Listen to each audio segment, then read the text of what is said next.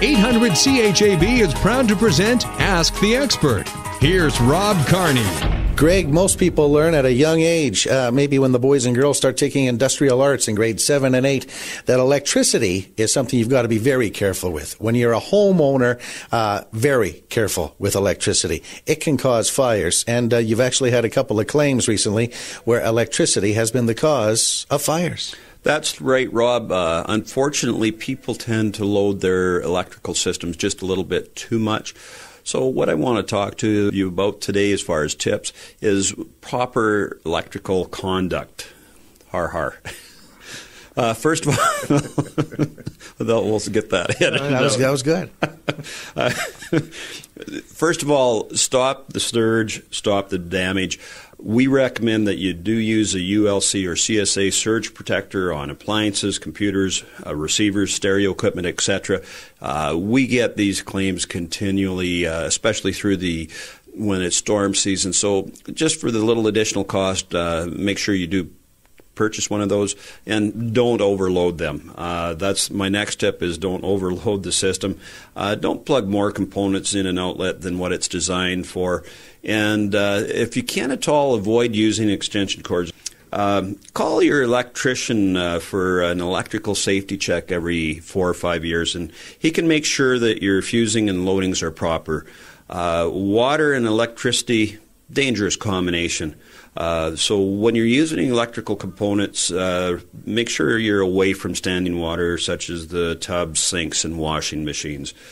Also, when you're working on your do-it-yourself projects, make sure that you're aware of what you're doing. As they say, best to leave it for a professional, because you may save a few bucks, but it could end up costing you thousands. So check for outlets that have loose fittings, because they can overheat and they can lead to fire. In fact, that was exactly what happened in one particular claim where we did have a house fire. So again, it's best to go through, replace any missing or broken wall plates, and make sure that you install safety covers on all unused outlets so they're not accessible to children. So if you have those small children, make sure you keep those covered, because I know when Matthew was a young boy, if he had a chance, he'd be sticking anything into any little hole with it. So you want to make sure. Another thing that a lot of people do when you do have to use extension cords, make sure they are in good condition, not frayed, cracked. And again, make sure they're placed outside of traffic areas, and they should never be nailed or stapled to a wall. And of course, never place them under carpets or rugs, because a lot of times these extension cords can heat up, and again, they can lead to fire. And make sure you check to see that you do have the proper extension cord for the proper job, and that you're not overloading that. That happens so often.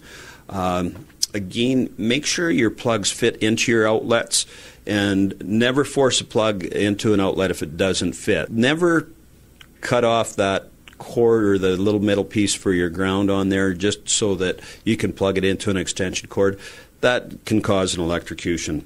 As well, check all the wattages of your bulbs and make sure you do not have too many watts for the type of appliance that you are using. The best tip, I think, leave it to the professionals. Electricity is not something to mess around with. In fact, I know a veteran home renovator, a carpenter by trade, who won't touch anything electrical. He calls in a professional. So why wouldn't a homeowner call in a professional? And again, get your electricity checked out every 4 or 5 years, like you said, and make sure you have peace of mind. You can find these tips online on your website. That's correct, Rob. They'll be posted at nohassleinsurance.ca. Or come on down and see one of our fine brokers at the corner of 1st and Fairford West. This has been Ask the Expert on 800 CHAB.